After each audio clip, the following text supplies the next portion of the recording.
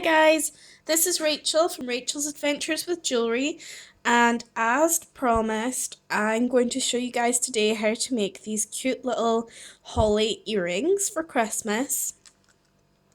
They are really easy to make, so again, I just thought it'd be a fun beginner's tutorial for a Christmas craft. They make great little extra gifts for people.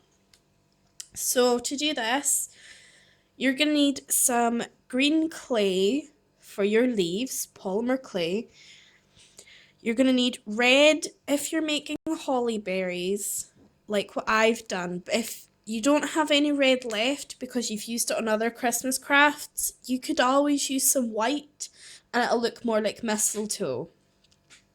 I'm using some green mica powder on my leaves as well, just to give it some Christmassy sparkle and shine. But if you don't have mica powder, that's fine. It just adds a little something, but you don't have to use it.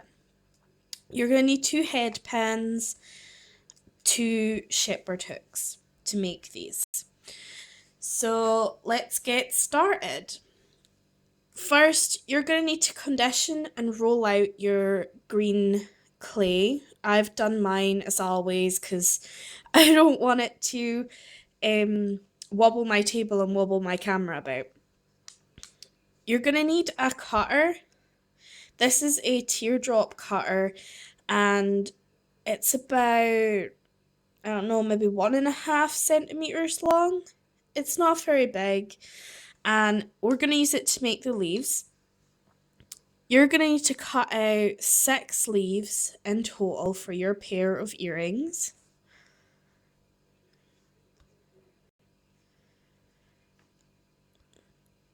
And don't worry if you mess some of them up while cutting. If not all your leaves look exactly the same, it's going to make them look more natural in the end. So, if you end up overlapping some of your cuts and cutting chunks out, then that's fine. And one of mine has stuck inside my cutter. And I'm going to use my head pin just to give it a little poke. There we go. So I've cut out 6 of these teardrops. And I'm just going to use my blade to lift them up off my work surface.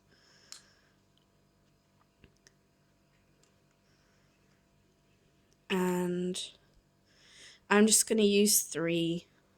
Show you how to make one on camera. So I always smooth off my edges with my fingers because sometimes you can be left with little jaggedy bits from cutting or uneven. And when you're doing this, don't worry if you end up making the teardrop longer or you end up bending it or denting it, because as I said before, it's going to give your leaves a bit more of a natural look if they're not all exactly the same. Now, to make our teardrops actually look like leaves, we're going to have to put veins in them, like these ones. And I'm using a pin from my bead baking rack to put in my veins, but you could always use your head pin to do the veins if you wanted. So for each of the leaves, you're just going to take whatever tool you're using and place it along the centre lengthways and give it a push. And that's going to make your vein down the middle. There we go. And that can make quite a natural leaf for like some flowers and things, if you just give it a bit of a squeeze, so it's kind of like a V angle. But for these, we're going to add some extra veins. So down each side at a slight angle, you're just going to press in the end of whatever tool you're using to make a pattern like this. Is it showing on my camera? It's not focusing very well today, but you can just see what I've been doing. So I'm going to do that for each leaf.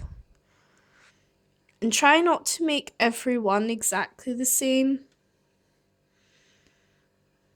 You know, make the spacing a bit different. Do some close to the top, maybe do some close to the bottom. Maybe some of them aren't going to line up. You know, give each a bit of personality. So now that I've done that, I'm going to use some of my green mica powder just to give it a bit of crisp sparkle. Again, if you don't have any, it's fine, you don't have to use it. And I'm using the tiniest bit because I don't want this to be like super sparkly. I just want it to add a little bit of shimmer and a bit of interest for the eye. It's just a tiny bit on there. And that should make our leaves look very shimmery and nice. So once you've done that, this is where it starts to get a little bit tricky. I'm going to use this leaf. Ooh.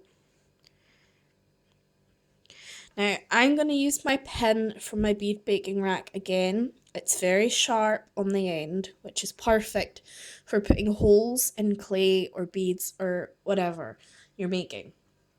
You could use your head pin for this, but you might want to go get like a sewing needle or something to do this so it's a bit cleaner.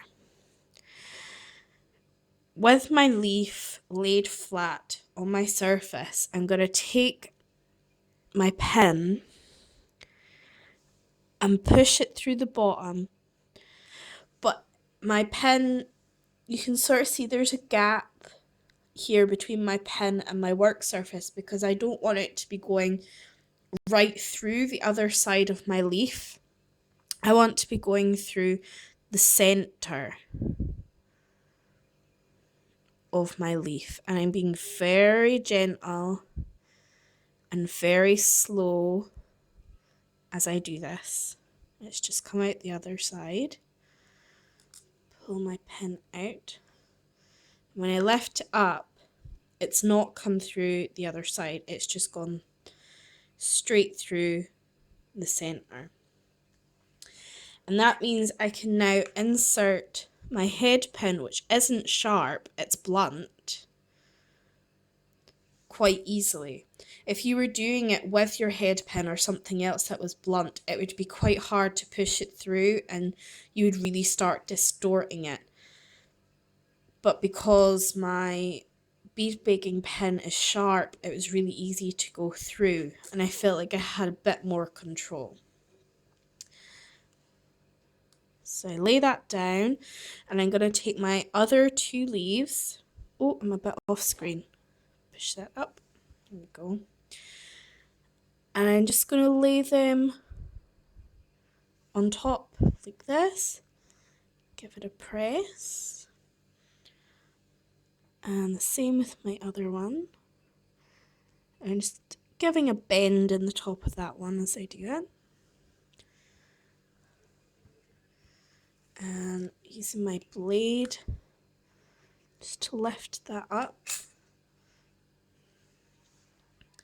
So you end up with this, and that's how you arrange your leaves. So now is the time to put on our berries. As I say, I'm using red because mine are going to be holly leaves, but you can use white if you don't have any red left. I know I'll probably be doing some with white soon because my red is nearly gone, and what I've got left I think I'm going to make some more bauble earrings with. So just divide your red up into small pieces and try not to drop them like I just did. And you're just going to roll them into little balls, each one Again, they don't need to be exactly the same or the same size or perfectly round because it makes them look more natural. I'm doing 3, and then I'm just going to pop them on top of my leaves like this.